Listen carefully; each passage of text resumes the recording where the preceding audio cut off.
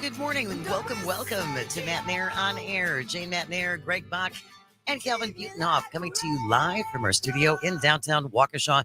You can always join us. You can call, you can text. It is the same number, 855-752-4842. Leave a comment if you're watching in the live stream on Facebook, YouTube, and what used to be Twitter. Very, very busy show. Friend and colleague Todd Alba is at the DNC. He is going to be joining us coming up at 10:33 with an update of all the doings in Chicago. I know I stayed up way past my bedtime last night because I wanted to see President Biden. It was worth it. I thought, Calvin, I know you stayed up late too. Yeah, I don't know if I can say it was worth it. It was a great, fantastic speech, put a great statement on his presidency and a ringing endorsement of Kamala Harris. But yeah, it went really late. It was really, it was after midnight. I don't stay up that late on weekends, for heaven's sakes. But we're going to recap the DNC coming up with Todd at 10:33. I have questions about merchandise in particular. Comparing RNC merch to DNC merch. Yeah. I think it might be slightly different. I feel like, just put it out there, I feel like DNC merch is a little more fun. And less angry. Yeah, exactly. I believe less angry. Less based in revenge. Dr. Kristen Lyerly, candidate for the 8th Congressional District, joining us at 11:06 to talk about how her campaign is going, what she is running into. And she texted me this morning with something kind of disturbing. Yeah. The attacks that you have to put up with when you're a political candidate. Unfortunately, that's just part of the job. But we'll be talking to Dr. Lyerly at 11:06, and we're going to wrap up the show at 11:50 with author J.D. Thorne, who has written several books about baseball. Excuse me? I know, one of your favorite things, Greg Bach. Did someone say baseball? And he's going to be giving a presentation in Wauwatosa very soon, so we will have all those details coming up at 11:50. And a reminder, too, every night of the DNC Civic Media News Team has special coverage for you from 6 to 7 p.m., anchored by Terry Bell.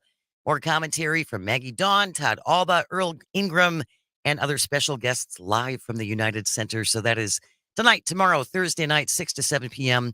across the Civic Media Radio Network. I wanted to start off with Wisconsin Senior Senator Ron Johnson doing apparently one of the things, because he does it a lot, it's one of the things he does best. He goes on Fox News and he talks to Maria Bartiromo. He is excellent at saying words to her. He is. He's the best. He does many words with Maria. Yes. And earlier this week, Ron Johnson checking in on Minnesota governor and vice presidential candidate for the Democratic Party, Tim Walz. Let's hear Ron Johnson's thoughts on Tim Walz. Calvin? Yeah, she's a radical leftist. She chose another radical leftist. They're just assuming, again, that the mainstream media is not going to cover his background. The House is going to investigate it now. It's very strange. You know, he got married on the anniversary of Tiananmen Square. He's gone to China. He's taught in China. He's got deep connections to China. What? His wedding anniversary is the anniversary of Tiananmen Square. So after he said that, I had to look up my wedding anniversary because, I don't know, shockingly, that's not one thing I looked up when we were preparing for our wedding, is what happened on this day in history. Well, Jane, I did you and Calvin, I did us all a favor. Oh, did you check for us? I checked on all of us. And I looked up, Calvin, I looked up your parents' anniversary. And I just want to let you know the crime you committed by getting married on this day. So, Jane. Yes. Your wedding anniversary falls on the day of the Black Sox, as well as known as the White Sox. They were indicted to a grand jury for throwing the World Series in 1919. And Jane, what I'd just like to know from you is, baseball, as we will talk to J.D. Thorne later, is America's pastime. So, Jane, why do you hate America? Next. No, I don't hate America. I just like fraud. I said next. I just like fraud, apparently. Who doesn't love fraud? The Black Sox cheated. And so, you love cheaters. It's just like, all right, keep up those really focused attacks, Ron Johnson. You're doing what you do best, going on Fox News, because God knows you don't do anything for your constituents. What about Calvin's parents' crimes? Calvin's parents' crimes. Thank you, Jane, for bringing that up. Calvin, I looked up your parents' anniversary as best as you could remember. It was in June sometime. It's and May sometime. May 10th. the House Un-American Activities Committee was created with Martin Dies Jr. as its chairman. It investigated alleged communist activities, and perhaps its most celebrated case was against Alger Hiss. Now, I have a question for you, Calvin. Your parents got married on that day, not the day of, but on that same day. Your parents entered a communist togetherness, a joint thing, joint together, communism, sharing Sharing assets. Sharing assets. Communism is bad. Why does your parents hate America, Calvin? I couldn't tell you, man. Are they speaking Russian now? Just like a communist would say. Speaking of Russian, Oh, yeah. Who was in Russia Oh, that's a great question. on a 4th of July, which is America's Independence Day? Is that yeah, correct? people get real ramped up for that day. Who was in Russia on the 4th of July? well, it just goes back to how everything they say is a projection or confession. Ron Johnson was in Russia on the 4th of July and has evident connections with Vladimir Putin. Yeah. So Just throwing that out there. also, and this is very serious because we've been talking about the double standard between Donald Trump and Joe Biden with regard to their mental capacity, their age, all the things. Questioning both of them is absolutely fine. Yeah. I understand that they're men in their late 70s, early 80s. Fine. But definitely Donald Trump's asked a lot less. What about Ron Johnson? Let's ask that question from you. Go on cable news and you accuse a man of being I guess a spy. It seems. So, and your evidence is he taught in China for a year, which, by the way, how many students from America went overseas to teach in Japan, China, non-English speaking countries? And also he got married on the day of Tiananmen Square. Tim Walz spent a year in the Far East in 1989, 25 years old. He taught English and American history as part of the World Teach program. Sounds like a communist plot. Sounds like a communist plot, Jane. Learning Mandarin, and apparently he was very popular with his students. No evidence, this is from the Independent in England, no evidence to suggest that Tim Walz engaged in any political activity while he was teaching there. Ron Johnson again, casting aspersions that because he spent a year in China when he was 25, he's 60 now. And got married on the anniversary of the Tiananmen Square massacre, that he's apparently a Chinese spy. I love that you added that portion about the fact that he was well liked by the teachers and the students. He is the perfect example of what my father always taught me to be. Tim Walz is. My father always taught me to be the kind of guy that everyone likes and can rely upon. Because at the end of the day, the people who don't like you are jerks. They have a problem with that. They have a problem with his likability. They have a problem with him being liked. They have a problem with his joy. They have a problem that people feel joy around him, and then he fires people up. And so what are they going after? Stolen valor. That was a big no-no. That failed horribly. Oh, yeah, and Trump just doubled down on what he said again yesterday. About the medals? Yes.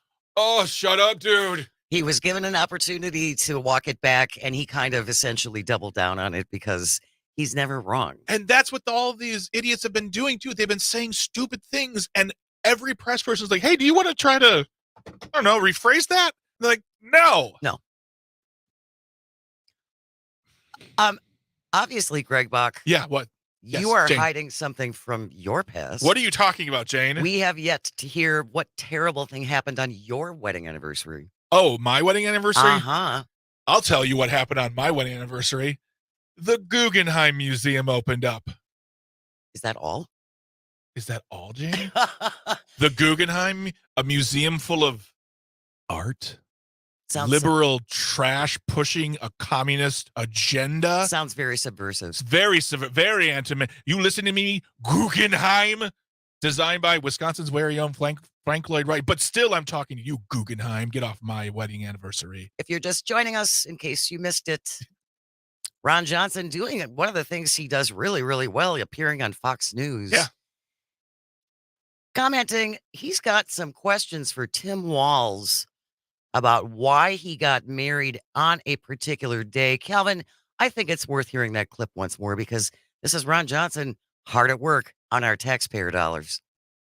She's a radical leftist. She chose another radical leftist. They're just assuming, again, that the mainstream media is not going to cover his background. The House is going to investigate it now. It's very strange. He got married on the anniversary of Tiananmen Square. He's gone to China. He's taught in China. He's got deep connections to China. He's been governor for 8 years, right? I believe. Yeah. He's been governor for 8 because he's never been vetted. No one has ever vetted Tim Walz. No one knew anything about him. He has no records whatsoever. When he was in Congress, when he was governor. Right. No. But nothing about Tim. This man is a puzzle inside of an enigma, shrouded in a mystery in a dark room that doesn't actually exist. Tim Walz is the Matrix. Brendan from New Jersey is on the line. Good morning, Brendan. Did you want to confess about what you did on your wedding anniversary? What terrible thing happened? Keep it clean. Well, no, I want to know what Greg is hiding under that beard of his. That's all I want to know. Illegal immigrants. Well, I can't call. I'm not allowed to call them undocumented workers because that doesn't go with the GOP. But I'll just say they are not Americans under here. Is that, Brendan, though, is that just not one of the silliest things you've ever heard? Well, I don't know if you guys saw the clip, but there was a clip on YouTube of a gentleman at the DNC walking up to Charlie Kirk. And when he asked Charlie Kirk a question several times that Charlie Kirk couldn't answer, Charlie Kirk turned, looked at him and said, "What's a woman?" I mean, this is how weak they've gotten. I mean, come on. See, and that thank you, Brendan. Thank you, Brendan. Thank you for listening. That is a perfect. Thank you for sharing that, Brendan, because Charlie Kirk is one of those dudes like Steven Crowder and Ben Shapiro who and Charlie Kirk is like the king of this. He goes to college campuses, he sets up his little tent, and then he lures people in to have chats with them and demolishes them with all the information he has, and they don't have as much, and then he puts it online, but they don't show when he looks like a fool. We're going to have a second dose of stupid when we return. Stay close. You're listening to Matenaer On Air, coming to you across the vast Civic Media Radio Network.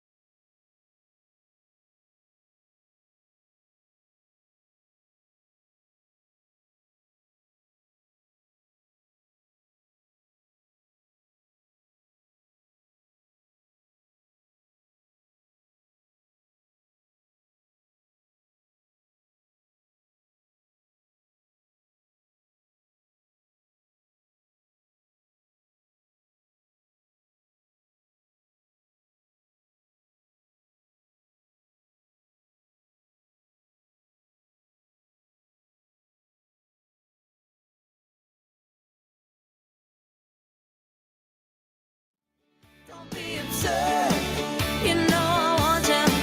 Don't be impossible. I'm mad about. Good morning and welcome back to Matenaer On Air. Jane Matenaer, Greg Bach, and Sweet Cal B coming to you live from our studio in downtown Waukesha. You can always join us. You can call or text 855-752-4842.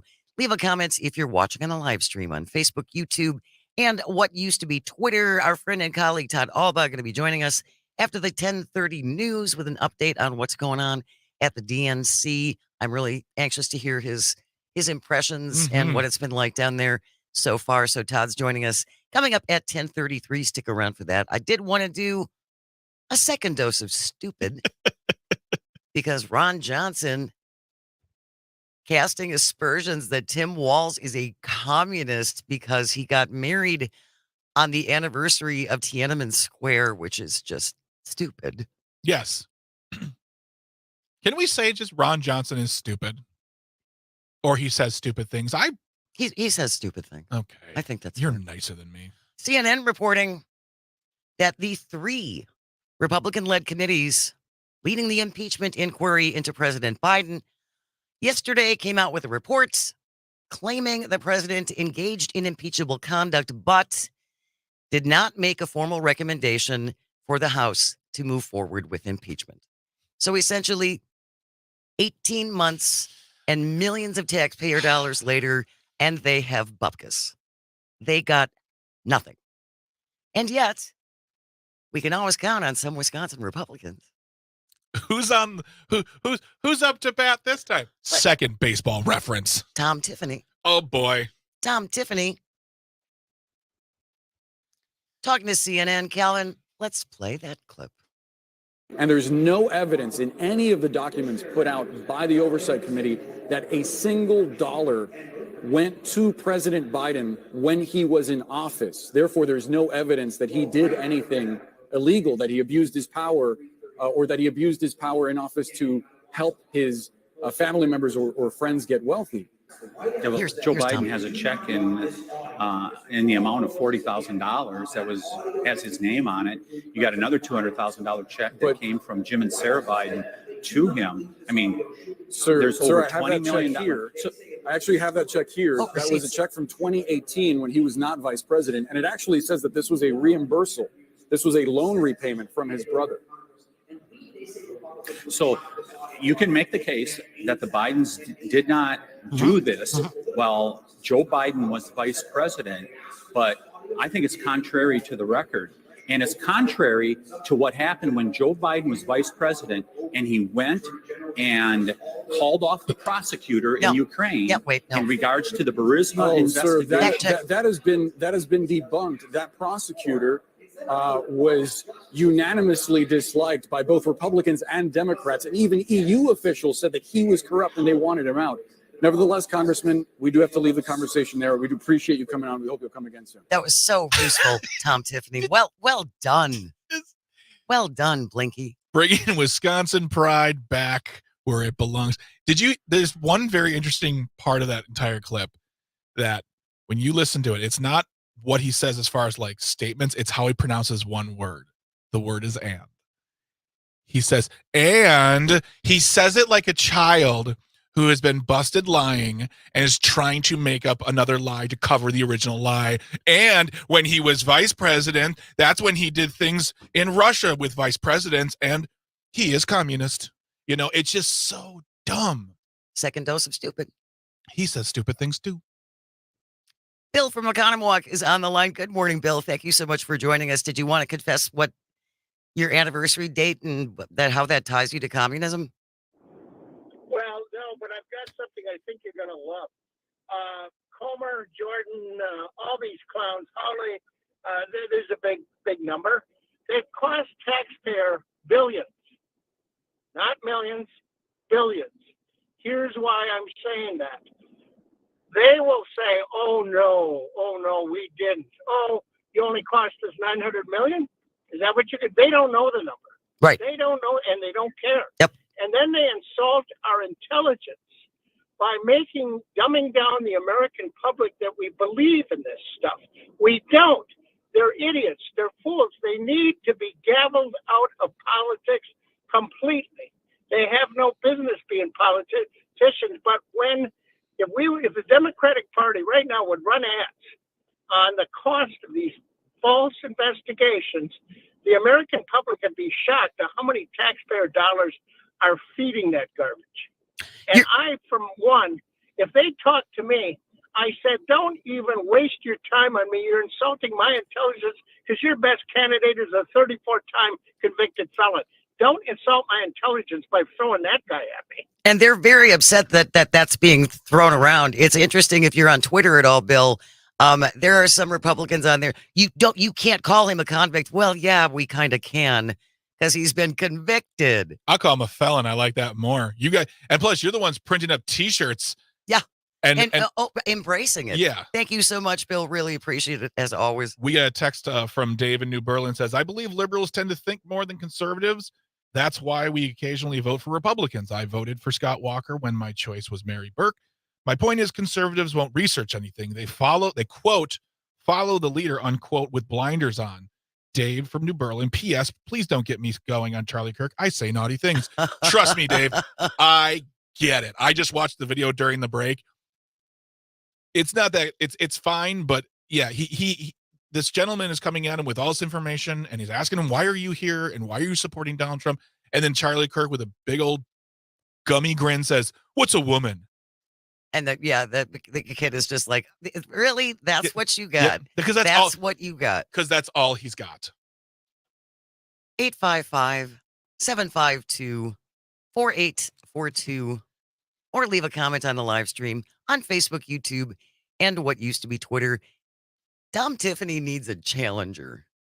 How long has he been in office? A few years now. I don't think he's been he's not like a lifer. No, he's. Is he relatively new? Yeah, let me look it up. He's been there long enough. I agree. Some would say too long. He's been in since. Yeah, he's fairly new. He got in 2020. Okay. Yeah. You've had a nice 4 years, Tom.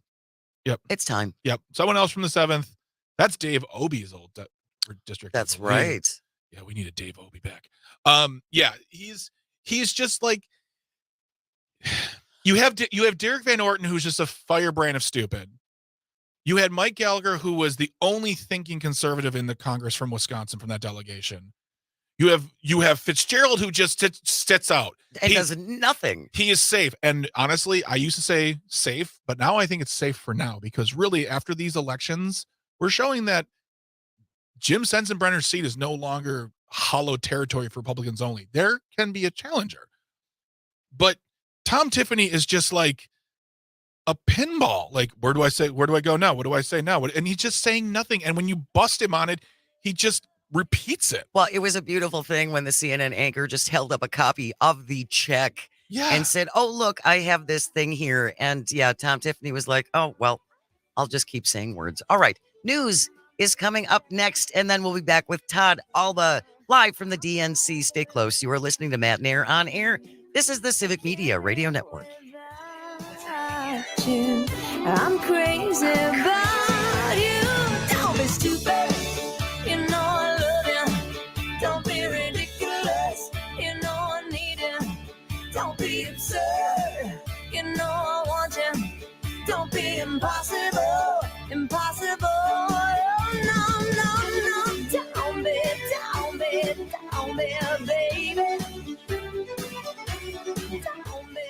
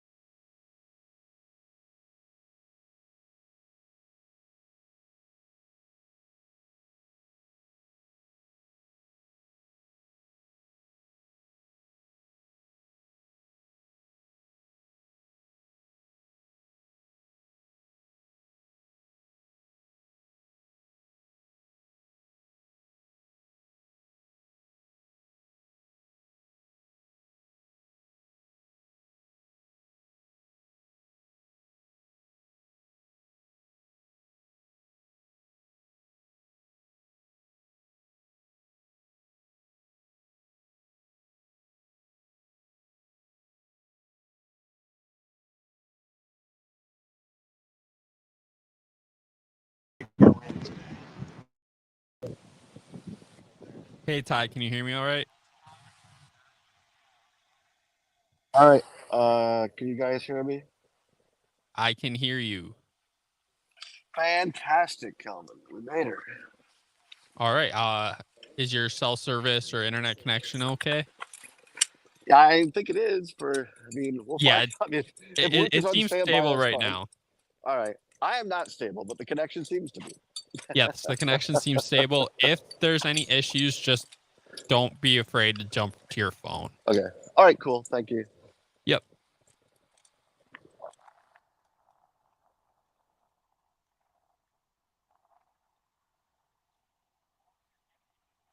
Half an hour. Yeah. Yeah, I got it. Yeah, I might be serious. Yeah. Might be better. I got a decent shot. You're not my assistant. All right. Thank you. I'll keep this. I'll keep this. Thank you.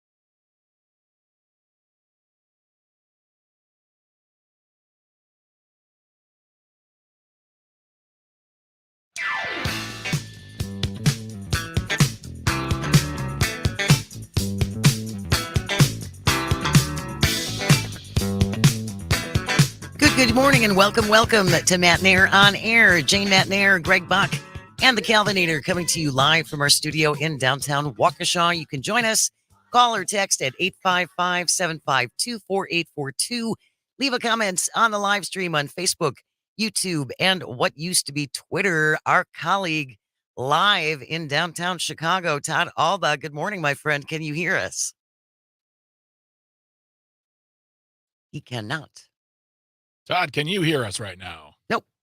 You cannot hear us. Give us a call on the phone, 855-752-4842. See if we can't get Todd to join us. Technical issues, always challenging. Live radio, baby. Live radio, baby. That's all right. Todd's going to call in just a second. The Democratic Convention, of course, kicked off last night at the United Center. I can hear you now. And it was a really great night. How's that, Todd? Any better? Yes. Can you hear me now? Yes. There we go. Yes, technology is a wonderful thing. Hey. Amazing. So, what is the vibe today? I mean, it was a long night. I stayed up until President Biden spoke. It went really late last night. You were there for the whole thing, I assume? I was not in the convention center proper for the whole thing. I'm standing, for those watching the stream, right outside the United Center right now, where everything went down last night, the main thing. But here's the cool thing, Jane and Greg and Kelvin. After the speech, Joe Biden gave everybody a pair of these. Shut up. Are you serious? No, I'm not. But wouldn't that be cool if he come did? on.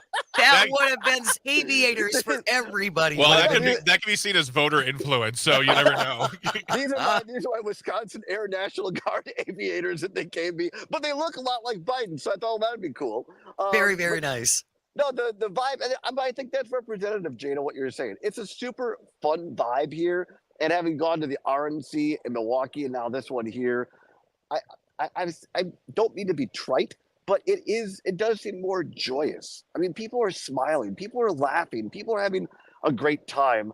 And I actually ducked out from here early just because we're kind of all sharing different credentials. So I went to a watch party at House of Blues. I'm not sure if you guys ever been here. Yes. House of Blues in downtown. I've never been in Chicago. Super cool place. They had people that I didn't recognize, but that's okay. I'm old. But I'm told they're very cool people that were playing. And there was a watch party down there, and people were just happy. I mean, not happy because Biden isn't, but happy because he put himself before country. Yeah. And that ending line where he quoted this song, I never heard it before, American Anthem. And it was sung or done by the West Point Band or whatever. And he quoted this line about, I'm paraphrasing, but basically at the end of the day, having done your best and leaving everything on the field. And there was this, and again, I saw something online this morning, the difference, right? The contrast. The signs that were being held up on night one at the RNC were mass deportations now. No. Yeah. The signs that were being held up last night here behind me in the convention center said USA. Yeah. And thank you, Joe. Yep. And for years, as former Republican, for years it was, Republican Party, somehow loves the USA better and it was more patriotic. And I think it's so fascinating that narrative has flipped this election cycle, that it's the Democrats who are talking about USA, loving our country, honoring the flag. And the MAGAs, the Trumpsters, it's just negative and sour and mean and angry. Well, Donald Trump calls this a third world country. He just doesn't seem to have a lot of affection for America, it seems to me. And Trivia Olson and I from the Lincoln Project, he's here this week with me. We were talking about that a little bit yesterday. And I talked to Reed Galen last night, also the Lincoln Project. Reed, of course, helped run Bush World back in the day and left the party like Trivia, like myself, and is now at the Lincoln Project. And we talked about that a little bit over dinner, this anger, this spitefulness. And part of that is that, and according to Trivia and Reed, who are a lot smarter politically than I am, the Trump team, Chris LaCivita, Susie Wiles et al., really never anticipated that Biden would step down. So they didn't have a plan B on the shelf, and Trump world continues to be in chaos. And so now they brought in Corey Lewandowski from the 16 campaign, who has his own problems. And their theme now apparently is just let Trump be Trump and go back to racial slurs and meanness and name calling. I don't think I think the key is, I'm babbling a little bit, but the key is here is who's going to build on their base. Donald Trump isn't building on his base. In order to win this election, whoever's going to win is going to build on their base. Kamala Harris and Tim Walz are building on their base. We're going to see Adam Kinzinger, former Republican congressman, part of the bipartisan January 6th committee. He's speaking this week behind me in the United Center. That's building your base. Well, and I think it's important to point out that there are Kinzinger, I believe there's at least one other Republican who's going to be speaking during the DNC this week. During the RNC, he didn't even have any of his former cabinet officials there. I mean, look at the contrast. Mike Pence was planning on being there, but apparently he got a little hung up. So I'm not sure. I mean, but you're right, JD. You can't even find people that serve with you to stand up for you in the Trump world. I have a question. You brought up the whole plan B, not anticipating Biden dropping out, which I think is kind of very short-sighted on the campaign side. You have to look at all the options while running a campaign. What if this happens? What if that? Joe Biden dropping out or, God forbid, passing away before the election, those are all possibilities. But the question is, what would even a plan B look like? It's not like they could say, like, all right, if Kamala Harris becomes the nominee, we got to bring out a nicer, more approachable Donald Trump. There's no plan B with him because you can't tell him what to do. I mean, his own party is saying, stop talking about crowd sizes. Stop fixating on Kamala. Just talk about your issues, appeal to your base, and you'll be fine. And he's like, nope, the Medal of Honor is a loser medal. Let me tell you something. Do you guys know that? Right. So, I mean, I guess there would be no plan B even. I think that's a great point, Greg. And you know, as Rick Wilson at Lincoln Project likes to say, in fact, he wrote a book called "Everything Trump Touches Dies," and that's so true. That if he gets involved, to your point, Greg, he is not a guy who changes. I think that the answer, if you will, the quote unquote plan B, would have been, did his campaign team have something on the shelf, such as more opposition research on Harris or someone else? If it's not Biden, because they put all their eggs in one basket on Biden's age. That's what Trump kept talking about. Right. That's what all their ad was: age. In fact, Lincoln Project did an ad here last week, week before, about this, and ran it on Fox Television in Mar-a-Lago and Westminster. And Bedminster. Bedminster. Thank you. I haven't had much coffee this morning, guys. But it got under Trump's skin so bad that the Lincoln Project received from Trump's attorneys a cease and desist letter, and Rick Wilson said, "Pound sand," and they upped the buy. Did that letter come from the law firm of Snowflake, and Snowflake? Right. I'm not sure. My goodness. But your point, Greg, that his team kept saying, just put all your eggs into the age basket. They should have, if they're going to be responsible to their candidate, said, let's make this a 2 or 3 prong attack. So if one of those things goes away, we can still keep pounding away at 2 and 3. And they never did that. If you're just joining us, our friend and colleague Todd Alba is live from right outside the United Center in downtown Chicago for day number 2 of the DNC. Going back to Corey Lewandowski and bringing him back into the campaign. For one thing, they must feel pretty confident about their donors, because the reason he got tossed last time was allegedly assaulting and insulting the wife of a very major Republican donor. And that's why they got rid of him. And now they brought him back because I think he's like Trump's Binky. He's Donald Trump's human Binky who makes him feel good and calms him down, and just he's a human blanky Binky. I agree. And there was some of the folks in the campaign in Trump world wanted to bring Kellyanne Conway back because it was thought that she could also be a Binky, but she was at least slightly more cognizant of good messaging versus Lewandowski, who's more inclined to just kind of let Trump be Trump and let the chips fall where they may. So there's this internal conflict in Trump world. And I think what you're seeing in the campaign trail, even the little bit of campaigning Trump is doing, remember, there's all these weird attacks on Harris. Oh my gosh, she isn't doing a sit down, interview and well, there's no policy written. She has had, and I've talked to 2 guys in Galen, Reed Galen and Trygve Olsen, who've run campaigns for George Bush, W. Bush, and John McCain. And the agreement around the table last night was it's hard pressed to find any presidential candidate who has had a more successful 30-day launch in the first 30 days than Kamala Harris on every facet. And nobody was going around saying, well, George W. Bush or Barack Obama is not doing enough interviews. Because when you win and when you're winning and outraising your opponents and outworking your opponents, guess what? Do more of that. Don't change. Yeah. Well, and I don't know if you saw it. It came out, I think, yesterday, but going back to Corey Lewandowski, the Bulwark just released an article and talking about they don't know. Corey Lewandowski doesn't even know what he's doing in that campaign. Like when he was in charge, before, he was in charge, and then he had left in disgrace because he's not cool. But now he's weird. Here, and it's just sort of, he's weird. Thank you. And by the way, the GOP is trying to steal that now. They called Tim Walz a weirdo. I'm like, don't do that. You're not good at this. But Corey Lewandowski has no idea what he's doing. The RNC has no idea what he's doing. The Trump campaign has no idea. But they brought him back as if, it reminds me of like the old days of wrestling where like, your favorite superstar went away. Then 5 years later, they're back. You're like, oh my gosh, the Undertaker is here. What's he going to do? He's just going to be here. Right. We just want some ratings. We want some hype.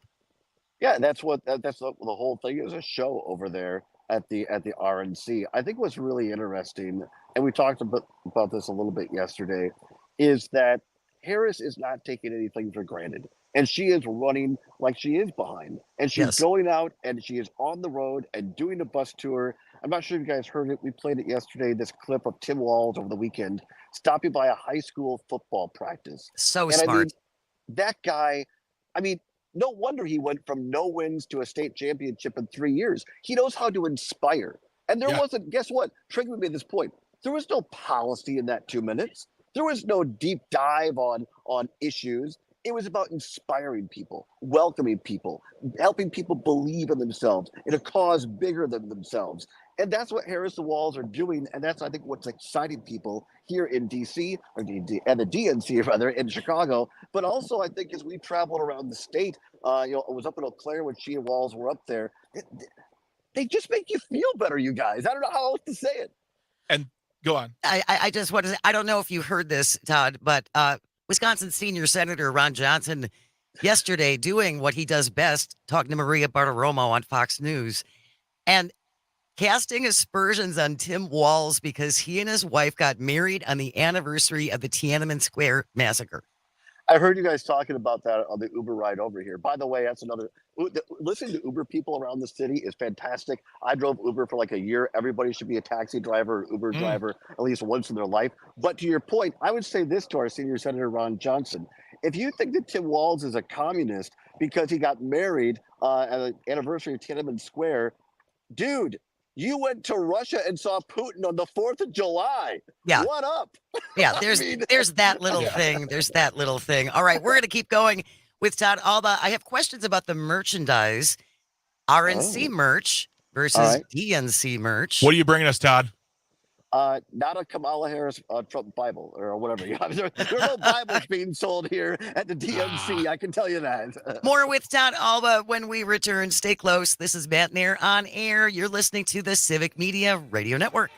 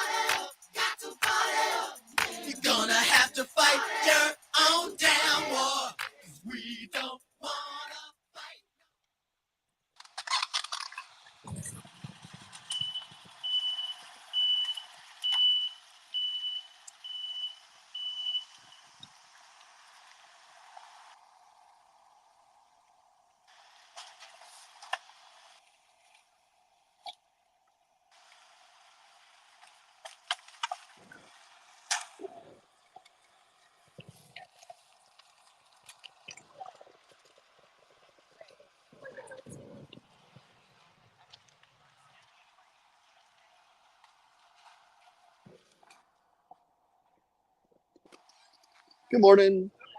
Thank you.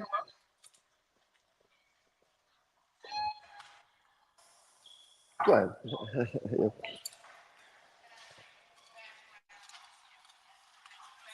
Good morning. Absolutely. Thank you. Yeah, thank you.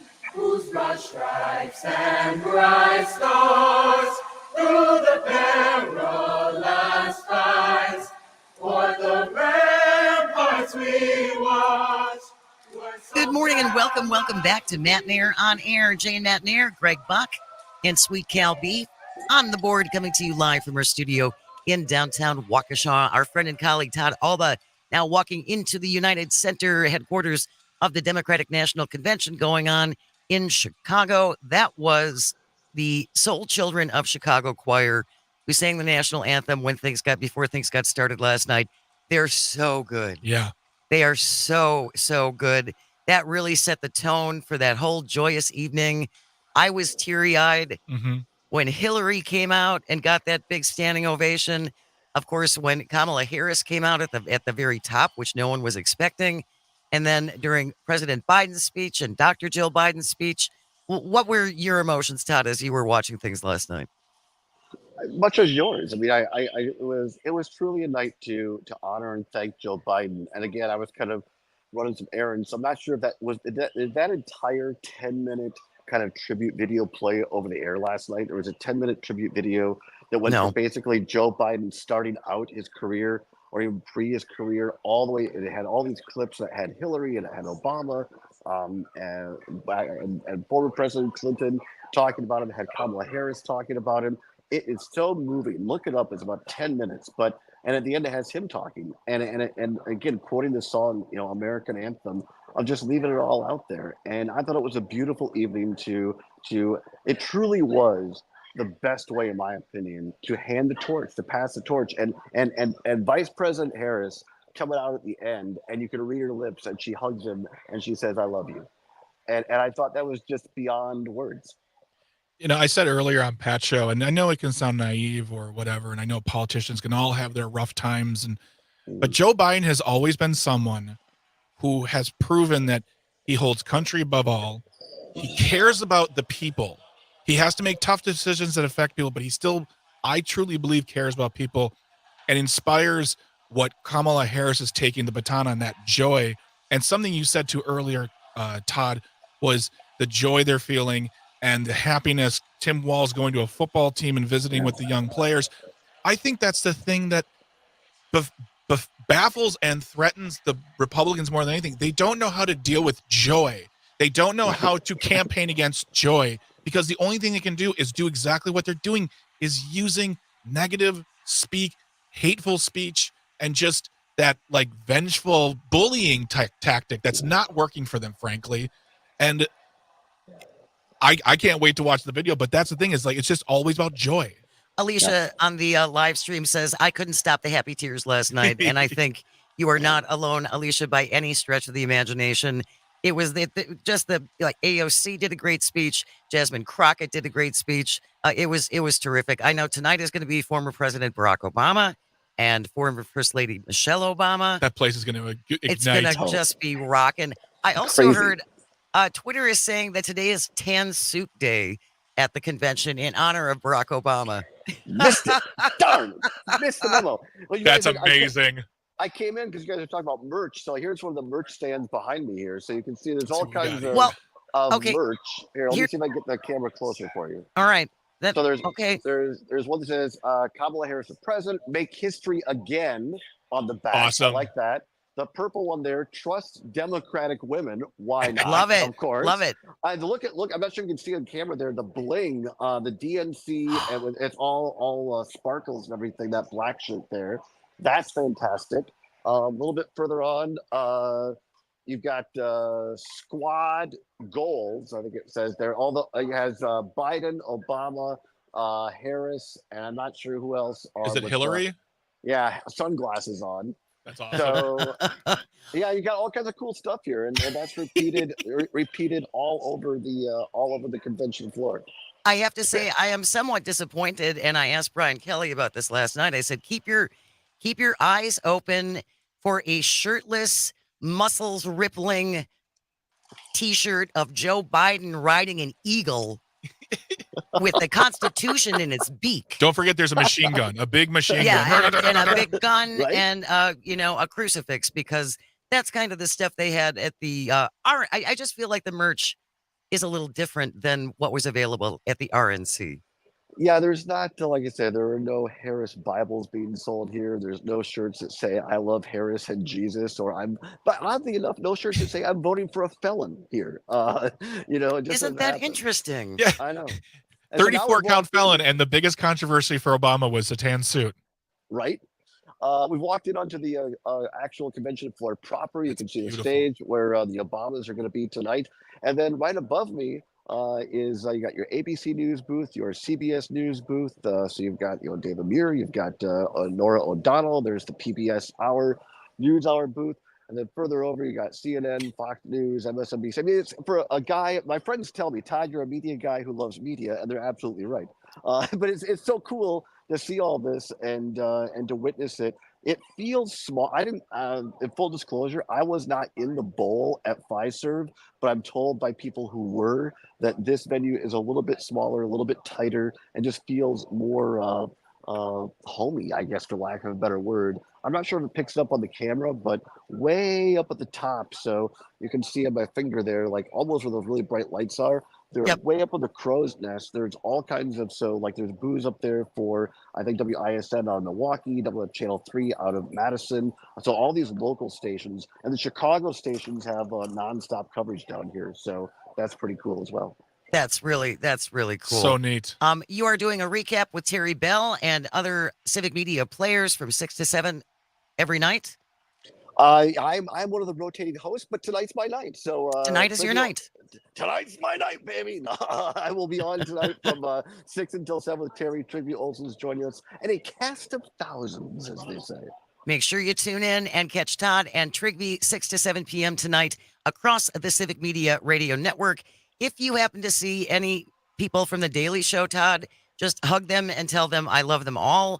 And that black sparkly t-shirt that you just showed me, go get All right. Well, I'll do my best. We'll let you go. He's got a lot going on. Todd, Thanks, thank you guys. for making time. Have a great week down there. We will catch up with you later. Stay with us. News is next, and then we're going to talk to candidate Dr. Kristen Lyerly will be with us. Hi. Stay close. This is Matenaer On Air on the Civic Media Radio Network.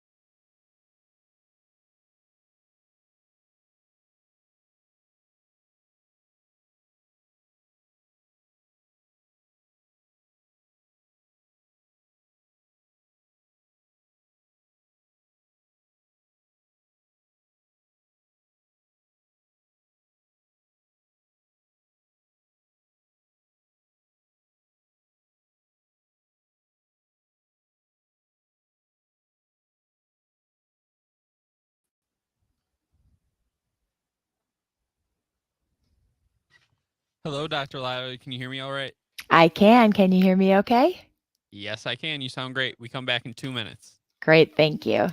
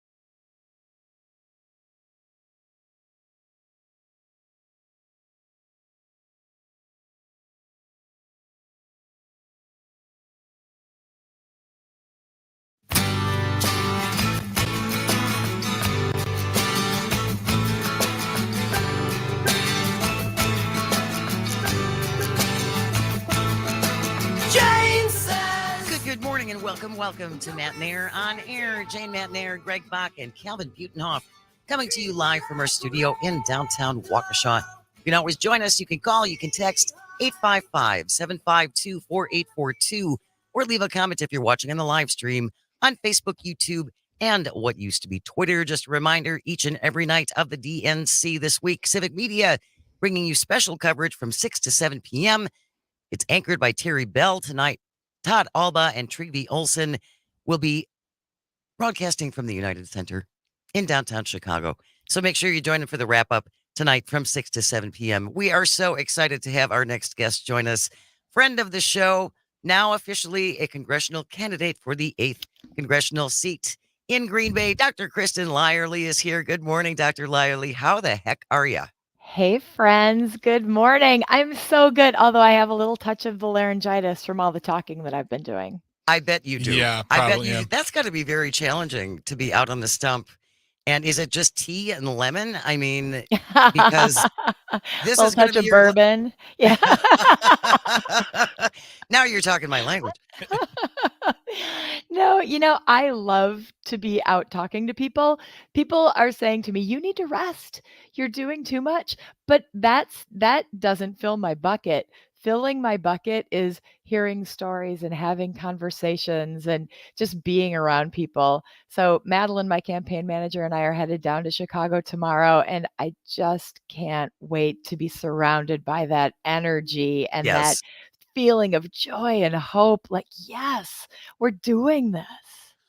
I think America is so hungry for this Mhm. after the chaos of the Trump administration and then Biden coming into office, finally taking COVID, getting COVID under control, getting people vaccinated. The economy is coming back. Jobs are back.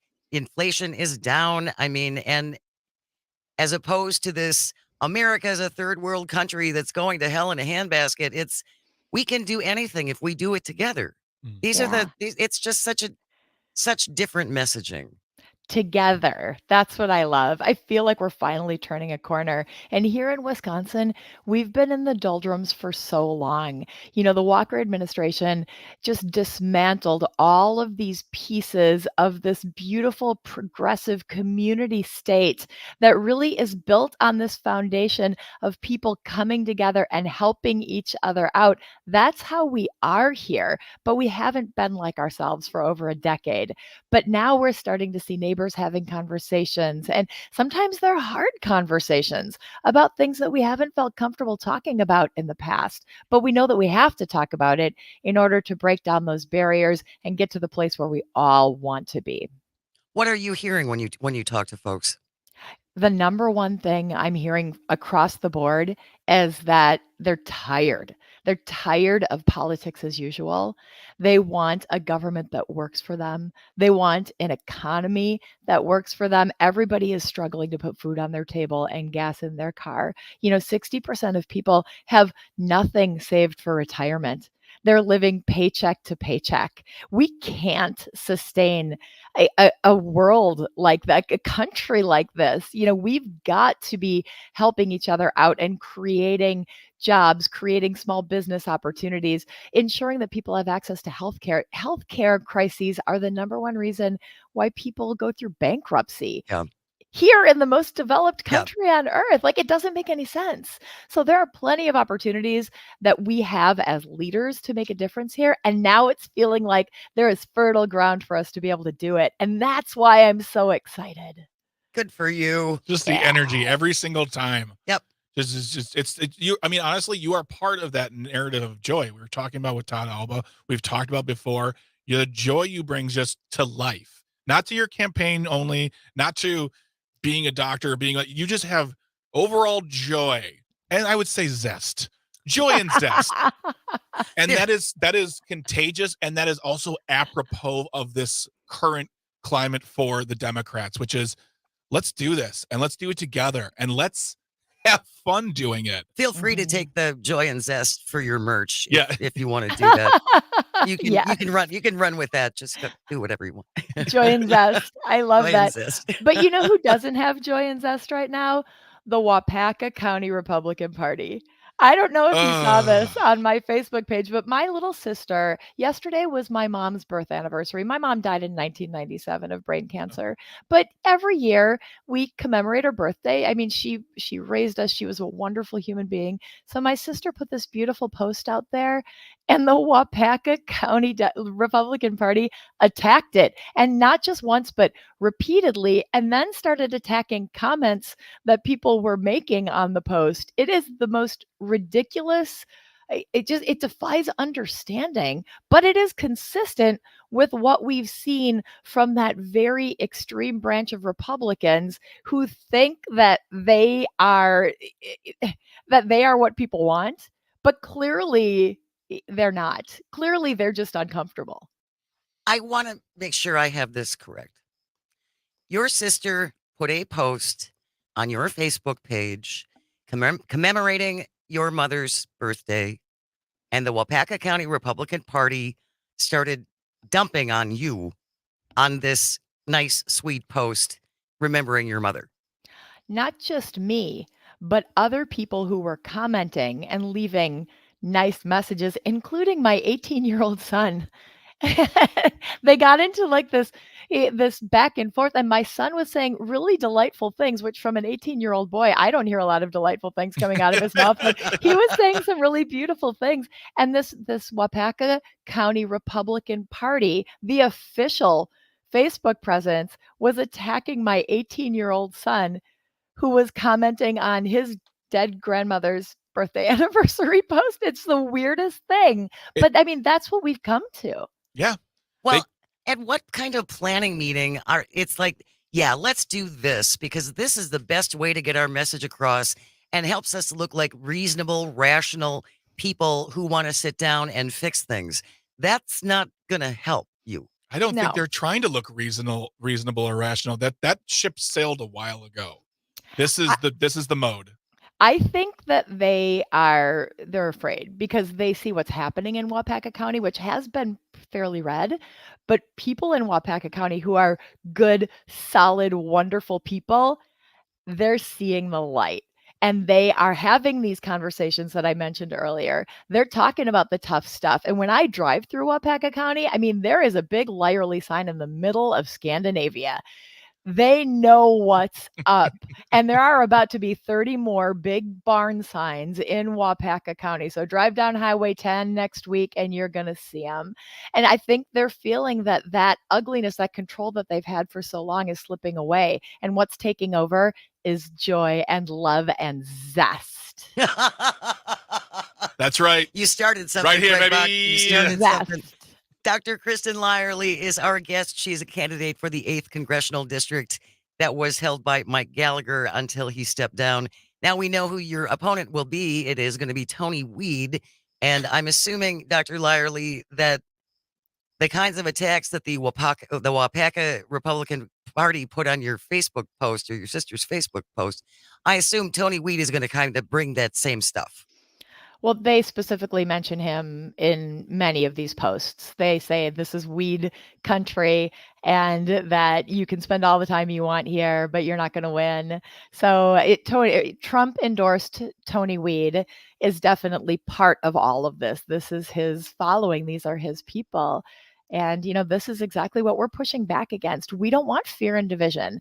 We want hope and joy. We want to work together. We see a brighter tomorrow and we recognize that it is multifaceted. We've got to create community. We've got to make sure that there's an economy that works for everybody. We've got to make sure that people can earn a living wage and get the things that they need and education, all of that stuff where we can make a difference. We've got to start moving in that direction, and we are. And I firmly believe too, Dr. Lyerly, that there are many more people who are not vocal, who do not have yard signs, who aren't hosting boat parades or whatever it is. There are lots of people who keep their politics personal and they don't advertise it.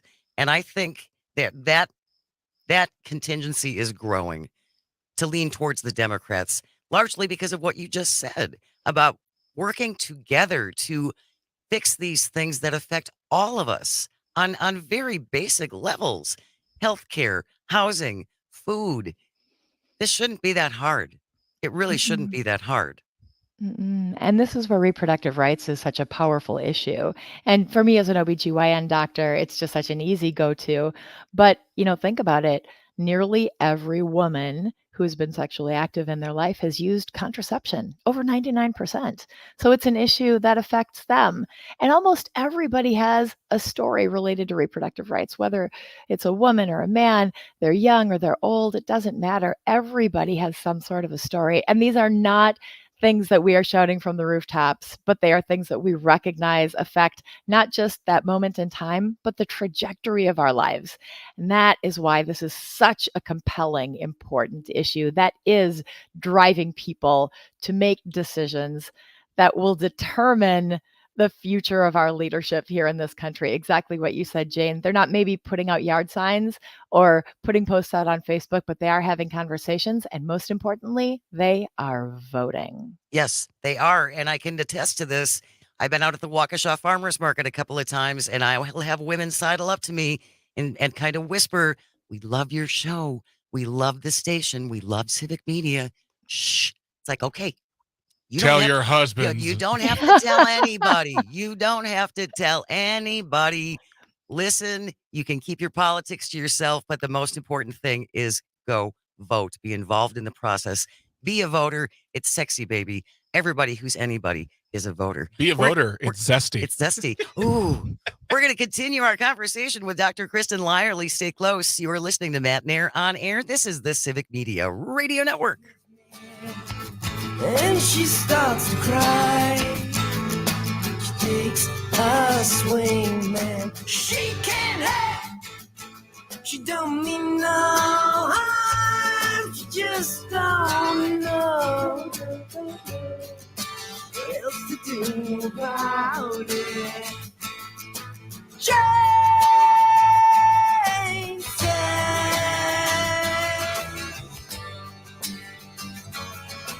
Jane said,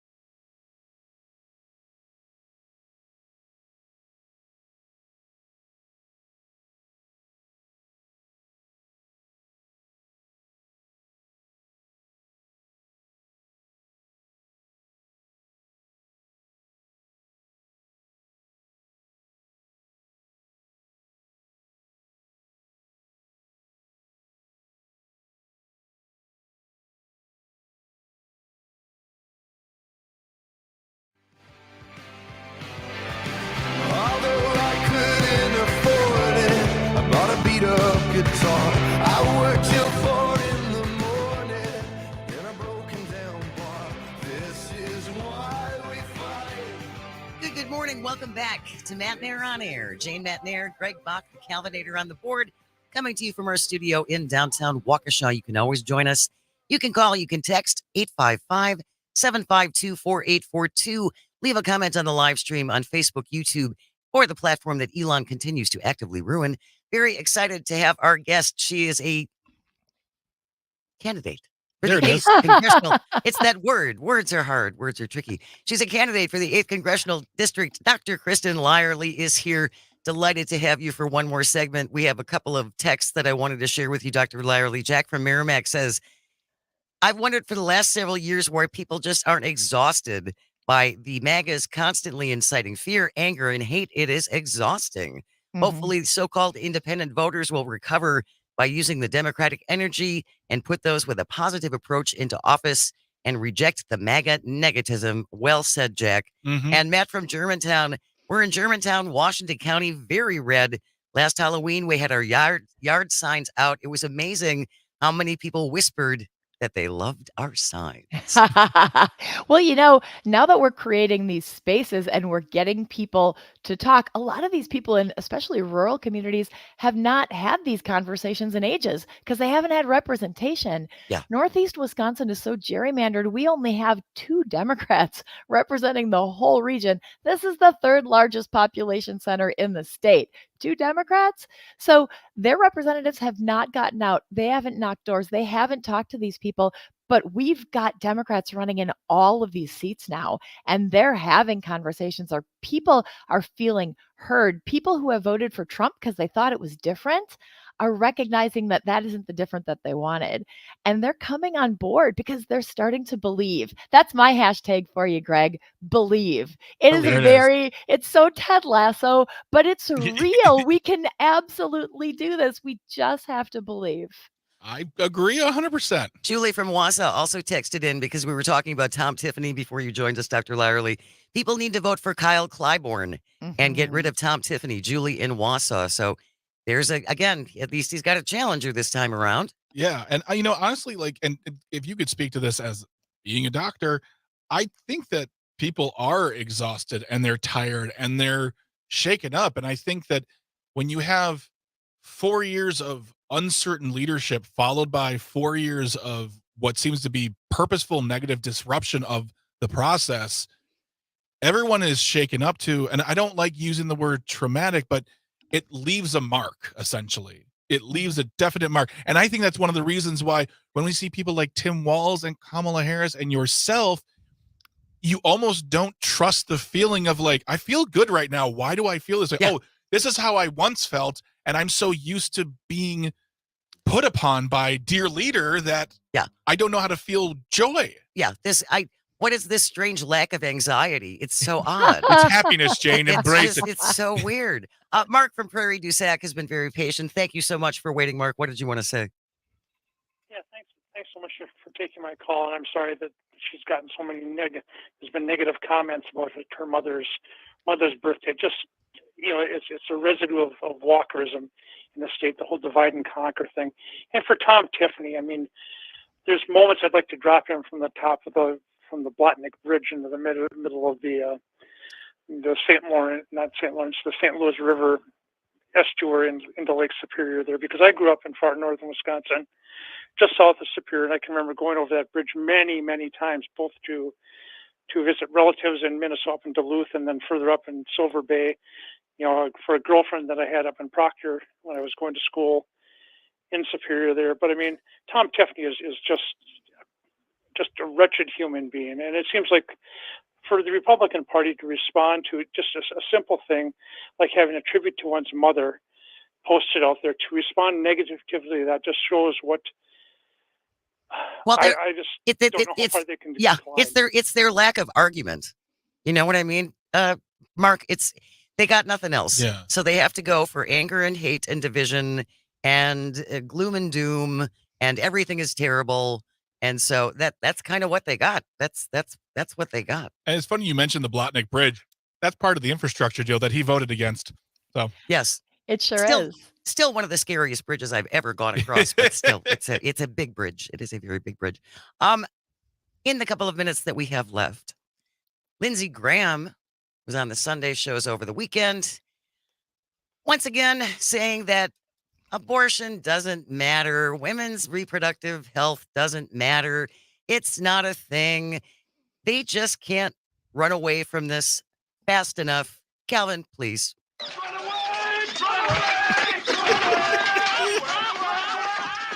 Honestly, it just is this has been their goal for 50 years, was to overturn Roe versus Wade and to begin cracking down on women's reproductive freedom.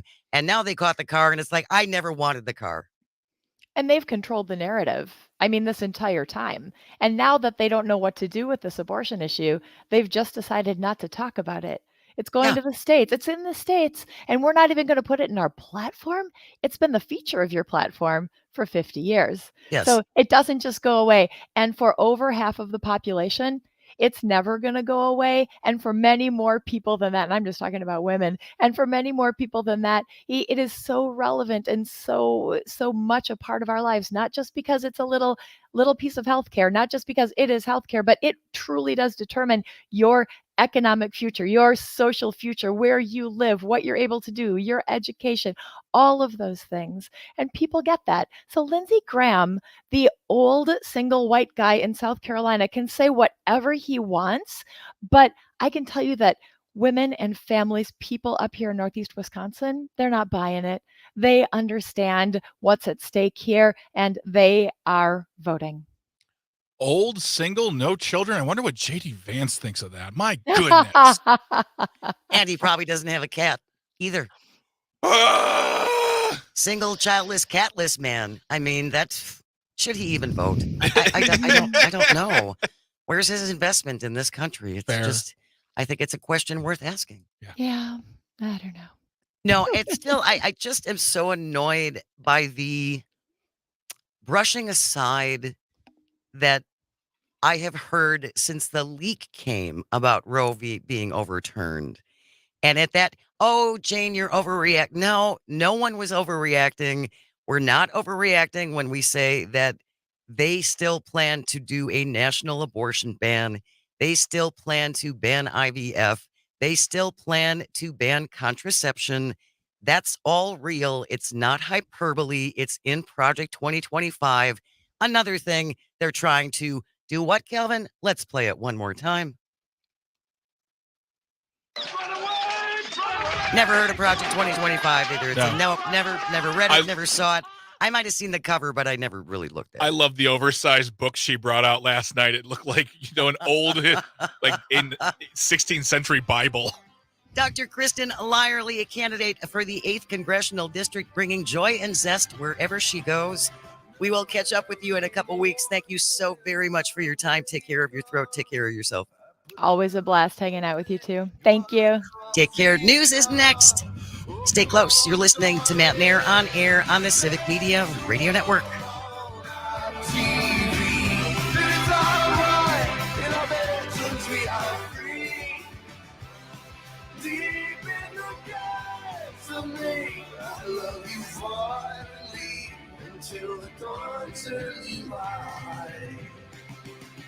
This is why we fight. This is why we fight.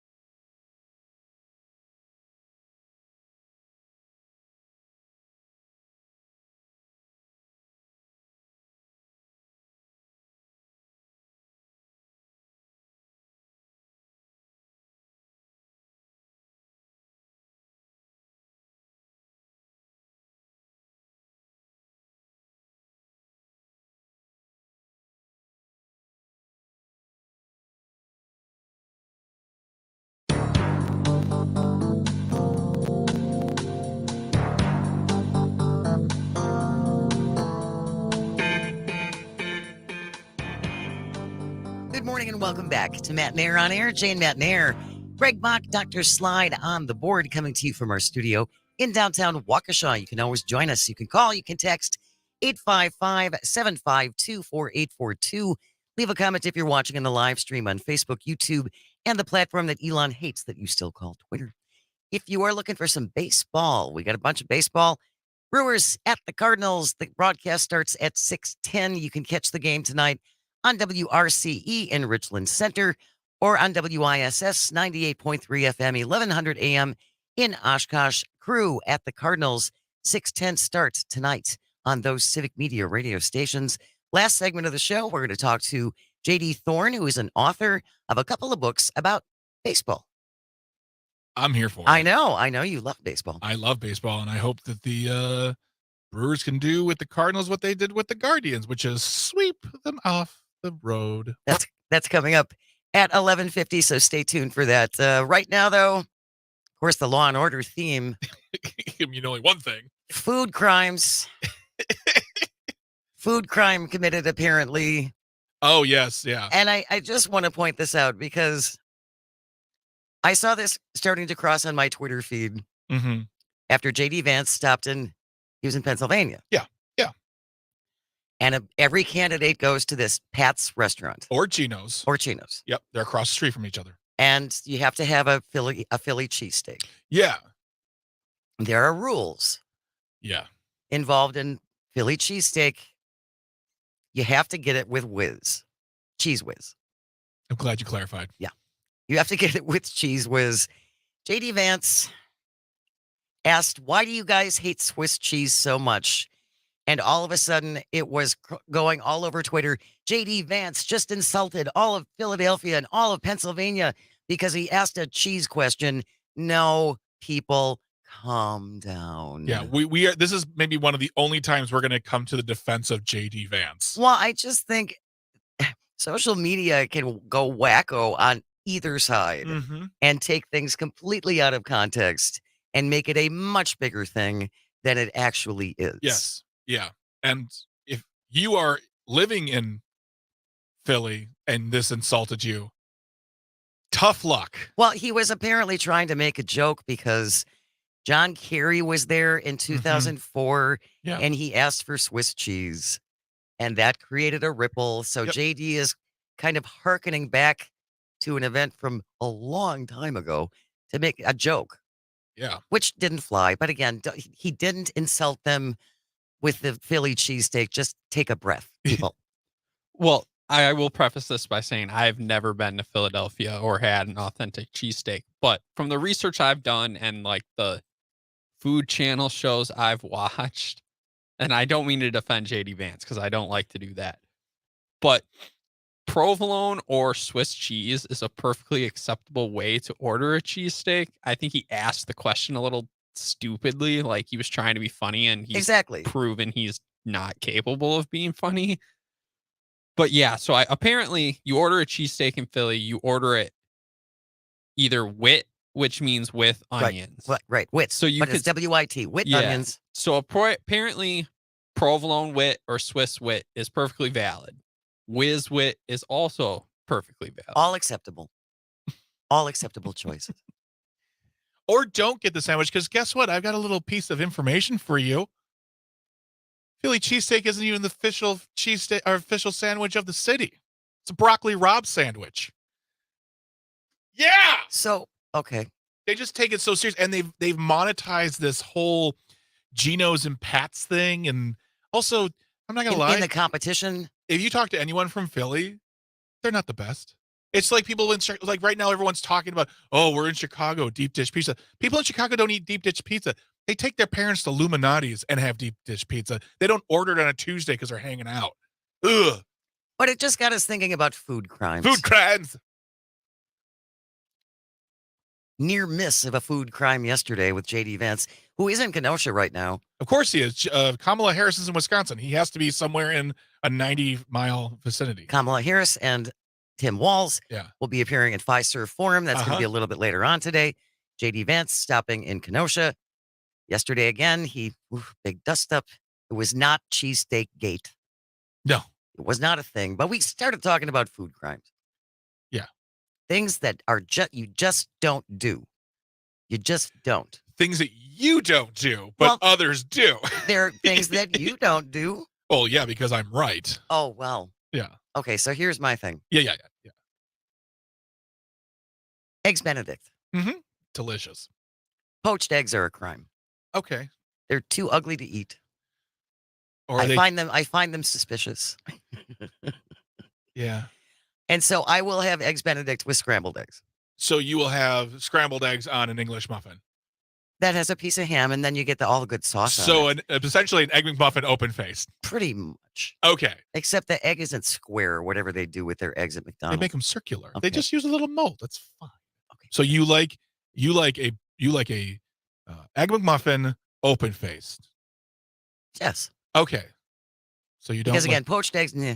What happens when you order eggs Benedict and you say, "Can you scramble my eggs?" They're like, "Do you know what that means?" I will, because I just was out with some friends for brunch a couple of weeks ago. Yeah. And they kind of look at you like, yeah, okay, you're odd, whatever. Well, I mean, my wife is anti-egg, and for not because she's allergic, but because they make her sick, nauseous. The smell and the taste, everything, just not good for her. So for me, we don't even have eggs in the house for food. We use it for like cooking or baking. Yeah. So for me, like, I understand the aversion to eggs. So if I was out with you, and I would probably at first be like, "Did you just order an egg McMuffin open face?" You don't eat poached eggs, do you? Yeah, of course I do. Calvin? I'll eat eggs anyway. I'm kind of in the I don't like to eat eggs at all boat. Okay, that's cool. More eggs for me. More proteins for me. Go for it. More poached egg hollandaise wonderfulness. What is your food crime? 855-752-4842. Leave a comment on the live stream, Facebook, YouTube, and or Twitter. Greg Bach. Yes.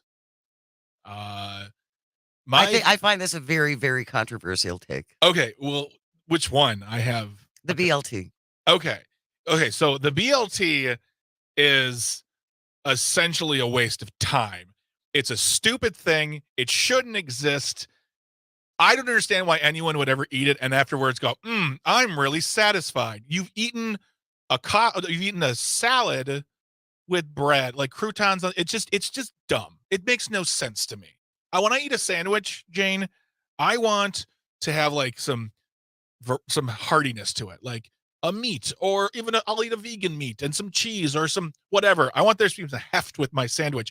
You pick up a BLT, there's nothing.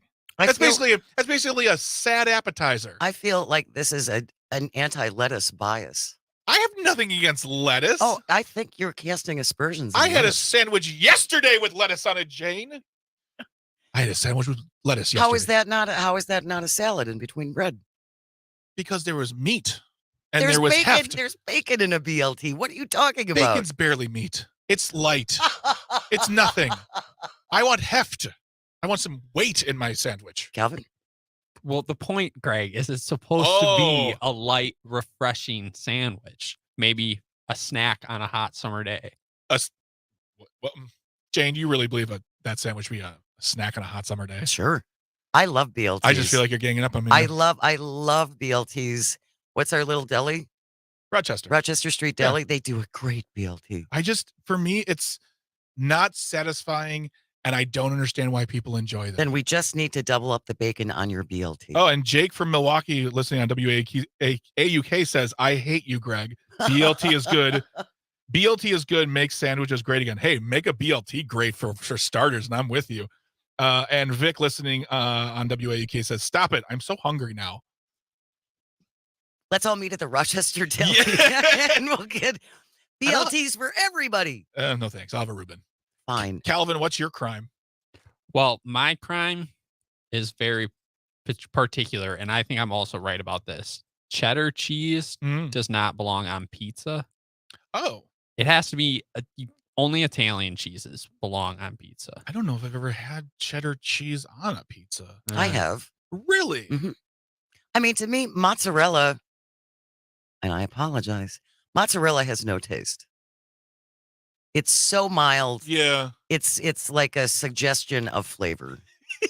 It's a wisp. It's a wisp of flavor. Honestly, you're not wrong. We had one of those mozzarella balls at home, and it was like, just sitting there, and I was like, I'm going to cut off a piece, and I had some, And I was like, this doesn't taste like anything. You need It's- basil or so. You need to add something. You need to the it. sauce, the tomato. Yeah. You need. It's more satisfying than a BLT. I'll tell you that when you put the whole thing together. I'll sit next to you and you can eat a ball of mozz, and I will happily Folks, snack on my BLT, and you- we'll see who actually is the winner of this really important contest. I'm not saying it's a winner. I'm just saying when I eat a ball of mozzarella cheese, I'm gonna be like, I am satiated. I am full. Versus a BLT where I eat it and 20 minutes later, like, I need another sandwich. Then you should have had 2 BLTs. This It's the whole issue's over. I Now feel- you're full. I feel like I'm being attacked right now. I feel like it's Calvin and Jane against me. And also, who puts cheddar cheese on pizza now? That's just grossing me out. Well, my father. And it's like frozen pizza. He's like, oh, I'm going to doctor this up, make it a little fancy. And he just sees shredded cheese in the cheese drawer and is like, oh, cheese. I'll put that on here. Does he ever add like onions and mushrooms and dress it? No, just the extra cheese is enough. He just thinks it needs extra cheese. Okay, so we just got an important text in from Steve listening on one of the stations. Must be listening on the live stream. He says, throw an avocado on it, Greg. Well, then it's no longer a BLT. It's a different sandwich. Well, it's a BLTA. A blat? Blah. Blitta. It's a blitta. It's Bacon, not, lettuce, tomato, avocado. it's no longer a BLT. That's my point. It's like you can throw an egg on there and make it a belt. I get that. I'd eat that because that's essentially a McDonald's burger with some lettuce on it, which now sounds weird. But a BLT in its most basic form is not satisfying, is not good, should be outlawed. Tony Zimmerman on the live stream. Bacon is barely meat. Yeah. And PJ says, Greg doesn't like bacon? Blasphemy. First of all, never say I didn't like bacon. I'm saying if you let's do you ever go to your like a family's house to have a Easter bacon? No, you have an Easter ham because that's a meal. That is a dish. That's an entree. You can have a ham. You can eat that and be like, I'm full. You have to eat a lot of bacon to be full, Jane. I sign up for that. Okay, that's fine. And I don't hate bacon, but I think it's not as satiating as It's not as satisfying. exactly. Not as satisfying. I've really tripped some triggers here, and I love it. Carmela from Milwaukee texting in, hey guys, to Greg's point, there are always preferences for original recipes that others will tweak. Having grown up in Philly until I was 11, I was never into the Philly cheesesteak. Now the soft pretzel, on the other hand, Ooh. I still have a thing about that. You have to have it with mustard, though. No exceptions. LOL, Carmela. Also, someone listening on WMDX says, my husband puts half a pound of bacon on his BLTs. Don't do that. That's a lot of bacon. I would say see a doctor. Bacon is a wonderful thing. Bacon's fine. I'm not against bacon. Calvin. Well, this is probably sacrilegious to people in Philadelphia, but Jersey Mike's has a pretty tasty cheesesteak sandwich. Oh, And on Greg's point, though, I will admit I would prefer to add turkey to a BLT, and then it's not a BLT anymore. It's a turkey sandwich with bacon. Well, this is a whole nother segment. No, we're going to be here forever. No, we have to move along. Oh. We're going to talk baseball. If you are into baseball, like Greg is into baseball, J.D. Thorne is an author who's got a couple books out about baseball, and he's going to be giving a presentation in Wauwatosa. We have all the details on the way. Stay close. You are listening to Matenaer On Air on the Civic Media Radio Network.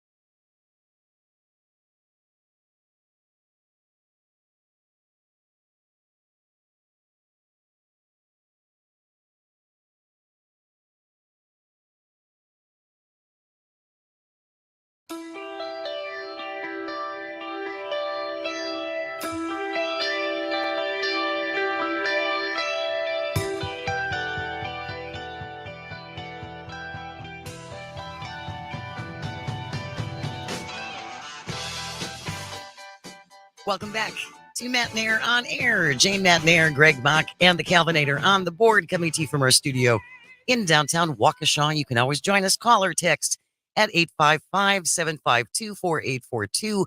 Leave a comment if you're watching on the live stream on Facebook, YouTube, and what used to be Twitter. Baseball is the topic. Our guest this morning is J.D. Thorne.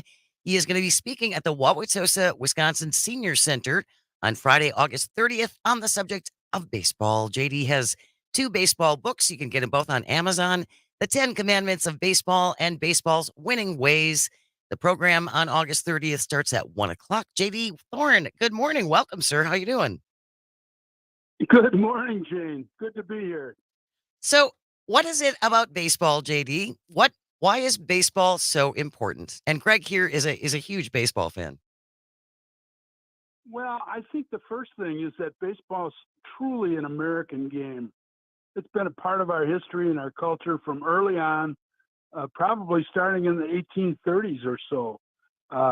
Earlier, people report it was adapted from the British children's game of rounders, first by kids in New England and then drifted south to New York. And so is it just the history of the game that fascinates you? Well, the game itself is one of my favorite lines is from sports broadcaster Vin Scully. He said, 90 feet between bases is the closest thing to perfection that we know on this earth. And it has a certain way about it that it's very difficult.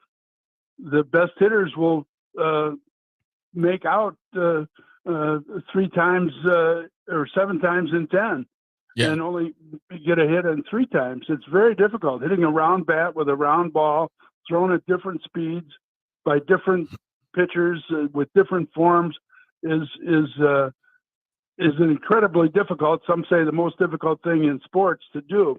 But when it's done well, it just is a miraculous thing. I think baseball has also been a part of our culture. From the early days, from the 1860s, after the Civil War is when it really started to develop, and soldiers on both sides of the Confederate and the Union side each played baseball between marches to pass the time.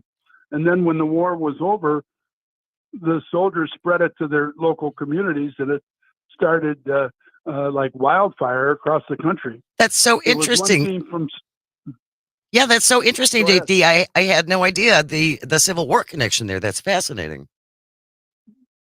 Well, it is. Even in the prison camps, there are stories that the prisoners taught the prison guards how to play, and then they loved it. And it was so that was the beginning of it. Then a professional team started in the first one was in Cincinnati, started by a fellow by the name of Harry Wright. And he got the brilliant idea, if I actually paid my players, I'd get better players.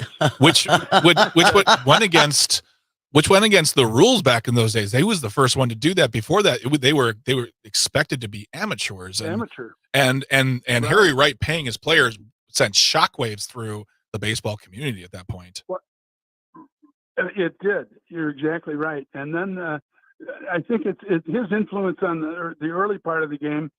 His team from Cincinnati Red Stockings went on a barnstorming tour, won 138 straight games. Yeah, over a year and a half, and then they finally got beat by a team in Brooklyn, the Brooklyn Atlantics, in extra innings. And once they lost, the magic was out of the air was out of the balloon, and people wouldn't go see them. Why should we go see you? We should go see the other team that beat you. And the team disbanded within about 3 weeks. Wow. Yeah. Our guest is J.D. Thorne. He is going to be speaking at the Senior Center in Wauwatosa Friday, August 30th, starting at 1 o'clock. He's got 2 books on baseball available on Amazon: The 10 Commandments of Baseball and Baseball's Winning Ways. JD, what brought you into the love of baseball? Is it something that goes back to childhood? Did you come to it later? Did you play? I mean, we're all, if you're an American, you play baseball at one point in your life. I'd say all of the above. My father was a baseball player. My older brother was He pitched at Bradley for a while, was a high school coach for 34 years in the Chicago area and in Arlington Heights. And we all played baseball. My father was a very good amateur player in the 30s. He didn't play professional ball. And it even goes back so far. My two grandfathers, the story in the family was that my parents' wedding in 1939, the two men had never met. And then over a beer after the wedding, they started, "Oh, you played baseball." "Oh, yeah, I did. What team did you play for?" And by the end of the night, they figured out they had both pitched against each other in the game in 1910. That is Wow, that's crazy. absolutely amazing. Wow. JD, Right. And I played. go on. Excuse me. I was just going to say I played high school baseball at a very high level in that area, and in fact had two major leaguers on my high school team, guys who became future major leaguers, and so we were pretty good. Then I played at the University of Wisconsin when they had a baseball team. JD, we got about 2 minutes left. JD, we saw that the MLB was integrating the stats of the Negro League into the Major League Baseball. Thoughts on that, and anything that like your books cover on the old league? In baseball's winning ways, in fact, I even had to kind of fight with my publisher a little bit, and we put in a section on the Negro Leagues. Mm-hmm. And what I found fascinating there, well, Jackie Robinson started out in the Negro Leagues. Yes. Hank Aaron started out in the Negro Leagues for the Indianapolis Clowns. I had a book here that a fellow had given me about a player not of any great renown, but his story was interesting. He said he played high school baseball through 7 no-hitters and wanted to play, and nobody gave him a call. So he ended up calling a black team in Chicago, and the fellow said he was in Arkansas, and the manager of the team said, "Well, we have a practice on Monday. Today's Thursday. If you can get there by 10 o'clock," and gave him the name of the field in Chicago. JD, we're going to have to cut you off. We're coming right up against the news. JD Thorne going to be speaking about baseball in Wauwatosa, the Senior Center, Friday, August 30th at 1 o'clock. JD Thorne, thank you so much for joining us. Thank you, Greg and Calvin and all of our engineers. Without you, nothing works. Thank you most of all for calling and for texting and for listening. It means the world. I hope you find some joy today and you have the chance to share it. News is next, followed by Talk Alba right here on the Civic Media Radio Network. We'll see you tomorrow.